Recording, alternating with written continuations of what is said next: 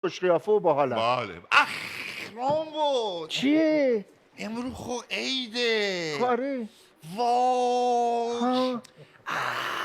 چی شد؟ کاش گفت اخ ای چیه؟ ای اچ وای اچ به همه بگیم اخ اخ ای ایشه اخ کاش گفته بودم بیاد رامبو. چی؟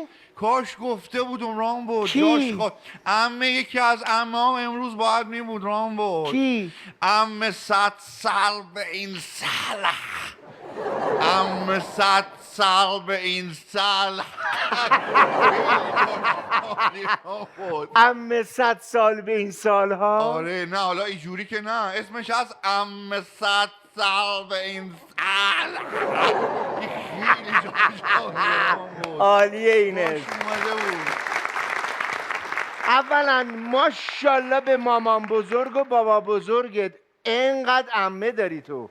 به هر حال یعنی این عمه ها بی پایانن. ماشاءالله. و در این حال چه اسمای عجیب و درخشان. مناسبتیه دیگه اسمانشون بالاخره برای عیده. ایشون عید به دنیا آمده؟ بله بله. این هر کی می اومده میگفته 100 سال فلان اینا اون به دنیا آمدن عمه 100 سال به این سال.